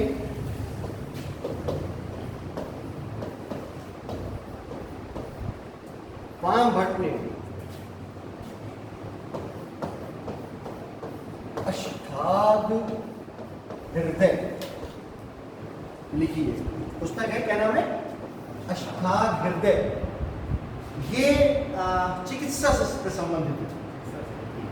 मैंने पढ़ी नहीं, हो सकता है इसमें कुछ हार्ट अटैक के बारे में दिया हो, हृदय के रोग के बारे में इसे दिया हो। ये उसने अष्टाग हृदय,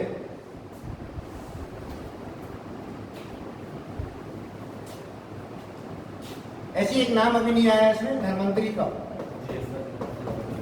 हाँ, ये भी किसके दरबार में था? चंद्रगुप्त सेकंड के दरबार में था, धर्मंतरी। हमारे कॉलेज में भी धर्मंतरी वाटिका है, अगर आप जाएंगे तो देखिए, धर्मंतरी वाटिका हमारे कॉलेज में भी।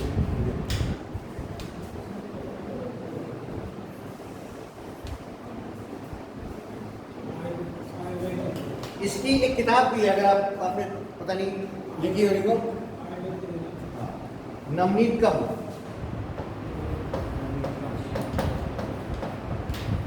नवनीत का, ये आयुर्वेद का ग्रंथ है। किसका ग्रंथ है ये? आयुर्वेद का ग्रंथ है।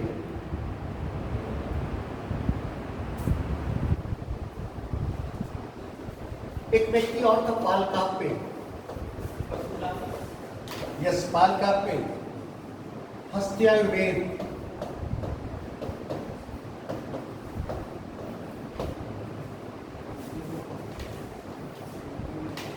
हस्त्यायुर्वेद ये हाथियों के रोग के ऊपर लिखी थी। यस, पशु चिकित्सा। हस्त्यायुर्वेद पालकल की रचना है, और किस चीज के ऊपर है ये? हाथियों के रोगों बीमारियों के ऊपर।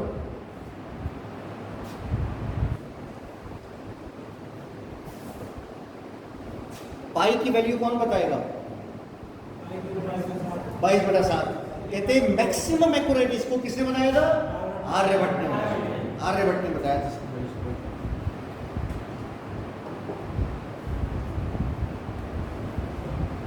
और कहते हैं कि आर्यभट्ट ने ही ये 365 पॉइंट कुछ इसकी लेंथ बताई थी, जो आज 365 दिन हम 365.25 मानते हैं ना, उसको 365 पॉइंट उसकी शायद 3.35 थी जो उसने निकाली थी, वो 365.358 करती थी, और अब कितनी है? 365.25।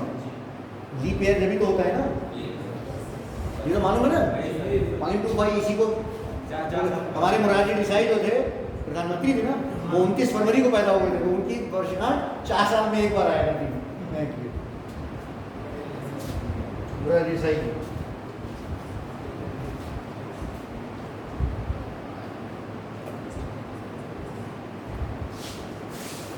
ये जितना जो साहित्य है, जितना ट्रेजर है, इसके अतिरिक्त भी बहुत सारी चीज़ें आपको मिलेंगी। अगर आप पुस्तक में आएंगे तो वो एक डिटेल है पूरी के बारे में, या जो इससे अलग आपको याद करने का है साहित्य के बारे में, वो इन पुस्तकों में क्या चीज़ स्पेशली बयान की गई। जैसे मैंने केवल ये लिखा दिया कि ये पुस्तक है और ज्योतिष के ऊपर है, लेकिन ज्योतिष की भी किस ब्रांच के ऊपर है, उसमें किस चीज़ पर फोकस किया गया है, ये और डिटेल हो जाएगी।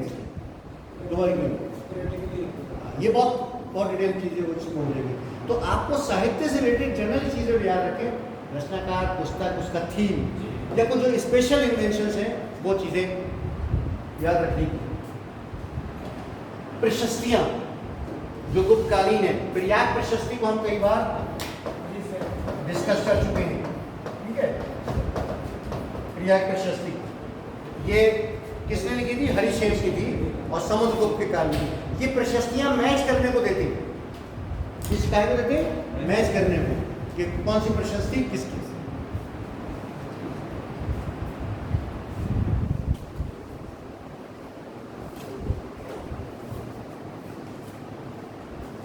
और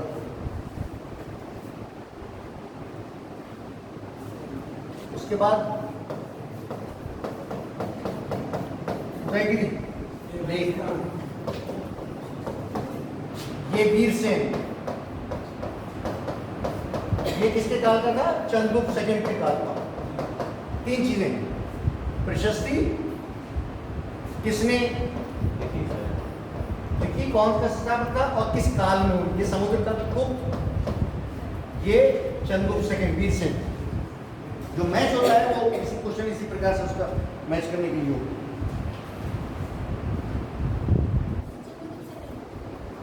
उसके बाद मंदसौर प्रशस्ति है,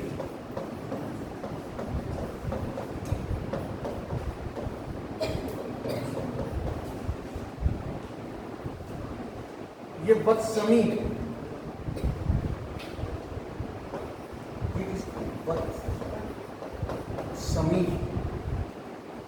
ये कुमारगुप्त फर्स्ट के काल की है, कुमारगुप्त प्रथम के काल की।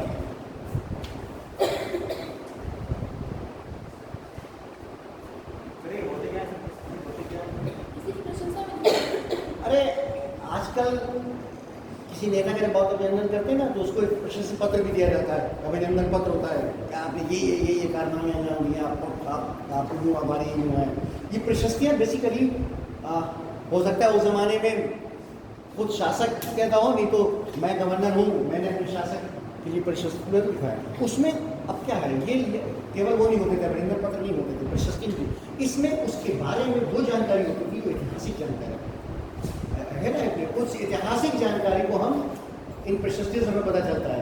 क्या क्या पता चलता है? उसने क्या दान दिया, उसने क्या सहयोग किया, उसकी शासन व्यवस्था में क्या था, बुद्ध धर्म को या जैन धर्म के ऊपर उसने दान दिए गांव, या किसी मंदिर को इतने गांव उसने दान दिए, ये उसकी प्रशस्ति में हमें क्या मिलता है। इससे हमें उसके बारे में जान, ये हम उसकी तारीफ नहीं किया था भाई आपने इतना दान दिया, हमने माना आप हमारे डोनेशन देके गए 25 लाख रुपए, हमने ऐसा आपने 25 लाख रुपए डोनेशन दिया था, वो लिख दिया गया। अब 50 साल 100 1000 साल बाद तो उसी पता चला ना भाई। तो इन प्रशस्तियों से हमें इन शासकों के स्पेशली उनकी चरित्र के बारे में, उनके कैरेक्टर के बारे में और उनकी शासन व्यवस्था के बारे में बहुत सी इंपॉर्टेंट जानकारियाँ मिलती हैं। इनकी इंपॉर्टेंस यूँ है कि बहुत सी जानकारी ऐसी है जो इनके अलावा किसी सोर्स में नहीं है, उनके बारे में हमें केवल इन्हीं सोर्स से पता चला। मैंने 2-4 चीज़ें आपको लिखवाई की थी, बताई भी थी कि इस सोर्स से पता चला, इसलिए ये प्रशस्तियाँ जो हैं ये इम्पोर्टेंट है।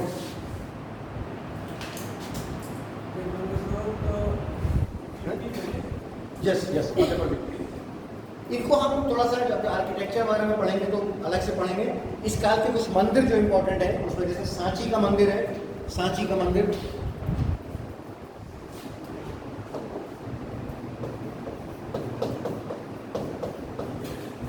एक चीज बताऊँ तुम्हें, एक किस्सा सुनाता हूँ तुम्हारे लिए स्पेशली। एक बहुत बड़े मुस्लिम विद्वान थे, वो कहीं दूर उस जमाने में दूर पढ़ने जाया करते थे, वो वहाँ पढ़ने गए, शिक्षा प्राप्त कर ली, पूरे 5 साल 10 साल प्राप्त कर ली उन्होंने। उसके बाद जब वहाँ से वो लौटे, अब घर में जाना था तो घर लोग काफिलों में तो जाते थे, तो एक व्यापारियों का काफिला था, उसके साथ वो भी अपनी पुस्तकें लेके और शामिल हो गए। रास्ते में उस व्यापारियों के जो काफिला था उसको डाकुओं ने लूट लिया, उनकी किताबें भी लूट ली। बड़े परेशान, बड़ा रोए, बोले कि सर आपने तो मेरी सारी किताबें ले ली, तो इनके बगैर तो मैं बेकार हूँ। मुझे डाकुओं का सरदार था, उसने कहा कि ऐसी विद्या किस काम की कि तुम अपनी किताबों पर आधारित। ये बात उनके दिमाग में बैठ गई। उसके बाद से उन्होंने किया कि जो भी किताब पढ़ते उसमें जो काम की चीज़ होती थी उसको लिख के याद रखते थे, ताकि वो किताब में नोट्स बनाते थे और उन नोट्स को मेमोराइज करते थे, ताकि कई कल को ये ताना नहीं था कि तुम अपनी किताब देख के पढ़ो।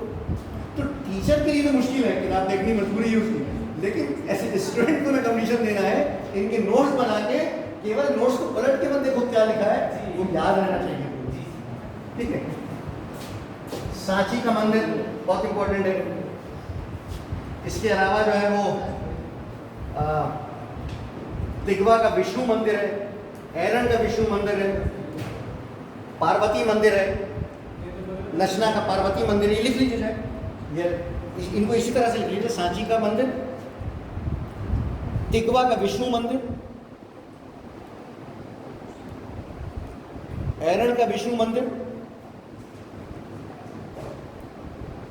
नशना कुठार का पार्वती मंदिर, कुठार, और घुमरा का शिव मंदिर।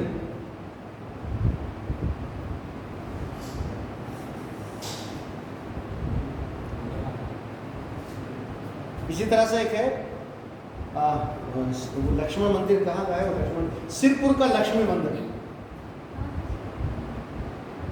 और खो का शिव मंदिर। ये इनका जो क्वेश्चन जनरली देखा है वो इसी तरह मैच करना होता है, कौन सा मंदिर कहाँ सा मंदिर। ये सब गुप्तकालीन मंदिर है, ये सब गुप्तकालीन मंदिर है। ऐसी गुप्तकालीन की कुछ मूर्तियां भी हैं, बहुत इंपॉर्टेंट है, जिसमें सबसे इंपॉर्टेंट सारनाथ की बुद्ध मूर्ति है। सारनाथ की महात्मा बुद्ध की मूर्ति। अच्छा, आप देखेंगे बड़ी इंटरेस्टिंग चीज है, ये मूर्तियां इस पीरियड की बौद्ध धर्म और जैन धर्म से रिलेटेड है, हिंदू धर्म से रिलेटेड नहीं है। सारनाथ की बुद्ध मूर्ति, उसके अलावा मथुरा में है बुद्ध मूर्ति, मथुरा की बुद्ध मूर्ति, और एक और है महात्मा बुद्ध की मूर्ति सुल्तानगंज की, मथुरा की बुद्ध, महात्मा बुद्ध की। दूसरा मथुरा की बुद्ध मूर्ति, मथुरा की महात्मा बुद्ध की, और सुल्तानगंज। बामियान की मूर्ति किसकी थी प्रसिद्ध? बामियान की मूर्ति, ये तो बड़ा कुछ साल पहले अखबारों में बड़ी चर्चा दी है, बड़ी, बल्कि टीवी डिबेट्स हुई इस पर इंडिया में। अरे यार, तुम लोग क्या टीवी नहीं देखते हो? करंट अफेयर्स पढ़े नहीं जाते, बहुत आते हैं। बामियान अफगानिस्तान में है और तालिबान ने वो मूर्ति तोड़ी थी। वो यही तो था कि उस जमाने में कि वहाँ पे शुरू को फला शासन करते हैं, उन्होंने वो बामियान की बहुत ऊंची मूर्ति थी, बहुत प्रसिद्ध मूर्ति थी बामियान की, महात्मा बुद्ध की।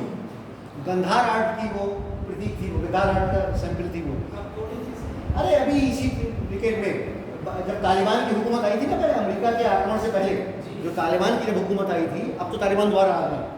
अब तो तालिबान को अमेरिका ने भी एक्सेप्ट कर लिया है, बादशाह ने एक्सेप्ट किया था, लेकिन तालिबान जब पहली बार आए थे और जब अमेरिका ने उन पर आक्रमण किया था, उस आक्रमण से पहले तालिबान ने बामियान की मूर्ति तोड़ दी थी। पूरी दुनिया ने उस पर एंट्री किया था, इवन मुस्लिम्स ने उसको कहा था कि इस मूर्ति को नहीं तोड़े, ये हमारा आर्ट उसका है, लेकिन तालिबान ने उन्होंने उसको तोड़ दिया था। उसके फिर तालिबान समाप्त हो गए थे, जो अमेरिका से आक्रमण कर दिया था, लेकिन तालिबान दोबारा आ गए, और अब दोबारा आ गए, अब अमेरिका ने भी एक्सेप्ट कर लिया है, और अब उनकी गवर्नमेंट को लीगलाइज किया जा रहा है। तो बामियान की मूर्ति है, मतलब मैं चीज बताना था क्या, बामियान की मूर्ति है, वो भी याद रखिएगा। वो अभी आज के दौर की बात हो रही है यार। एक चीज और देखो, तो मुझे मैं भूल जाता हूँ, नवरत्न तुमने शब्द बहुत सुना होगा, है ना, अकबर के नवरत्न बड़े मशहूर थे। उसके क्या नाम है यार, ये चंद्रगुप्त सेकंड, उसके नवरत्न भी पहने, उसका वो नवरत्न लिख लीजिए कौन कौन थे, चंद्रगुप्त के नवरत्न, वो मैं भी भूल जाता हूँ, मैं इसलिए लिख के लाया हूँ नवरत्न। उसमें कालिदास,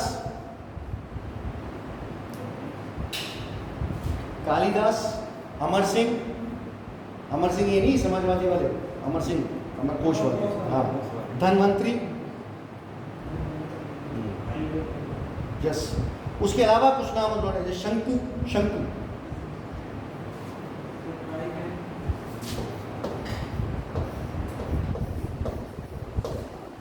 इसको कैसे प्रोनाउंसिएट करते हैं मैं नहीं कर पा रहा है, कैसे पढ़ेंगे इसको?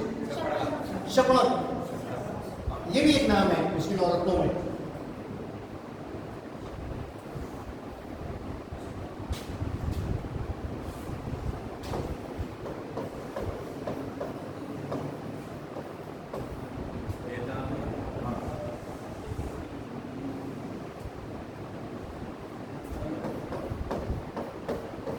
रुचि, घटकर पर, और ब्राह्मण,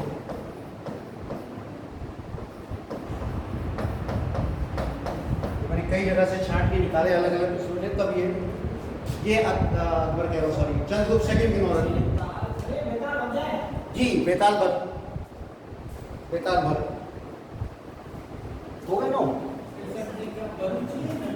बरूची, बरूची बात है, बरूची, कालिदास, अमर सिंह, शंकु, धर्मवीर, शपथ, बेताल भर, जी हो कि नो हो, घट कर पर, घट कर पर, घट कर पर, घट कर पर, ये नौरत कालिदास के नौरत्नों में गिने जाते हैं, बोला ऐसा इतिहासकार बताते हैं। कुछ शब्दावली भी है थोड़ी सी, 2-3 शब्द और इम्पोर्टेंट रह गए थे तो मैं ये तो आप जानते हैं कि भाग क्या होता था,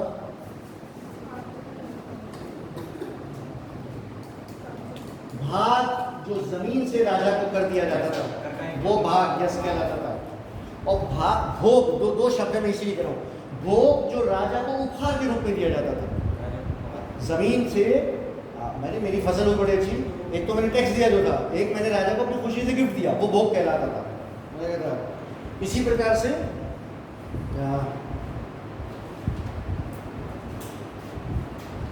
एक यूज होता था उद्रंग, उद्रंग जो परमानेंट किसान होते थे उनके लिए ऊपर एक तरह का टैक्स था उद्रंग।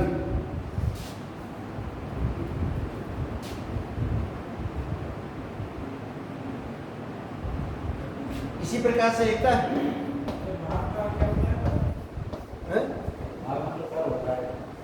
भाग तो राजा को जमीन से टैक्स मिलता था खेती से, और भोग जो खेती से उपहार के रूप में दिया जाता था, निर्णय ये कैश में लिया जाता था, निर्णय नकद लिया जाने वाला टैक्स था।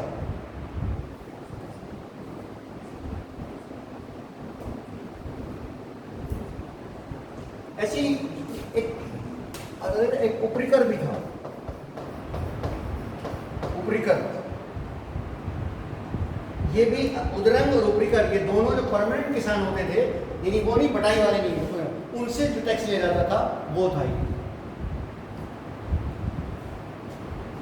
भाग और भोग को जरूर आएगी क्योंकि ये क्वेश्चन में रहती है इस तरह की, भाग और भोग। आज भी भोग का शब्द इस्तेमाल किया जाता है, भोग लगाया जा रहा है।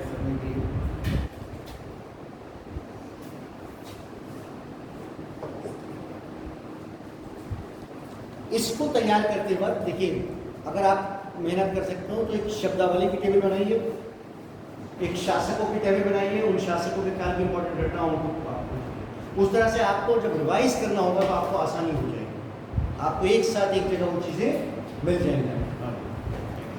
आप अपने आप तौर पे जो पुस्तक पढ़िए, फिर उसमें होगा ना, उसी में आप टेबल में वो भी जोड़ दिए। सपोज कीजिए मैंने 2 नाम बताए थे, आपने पढ़ा, आपको एक नाम और मिल जाएगा, आप उस टेबल में उसे ऐड कर दीजिए।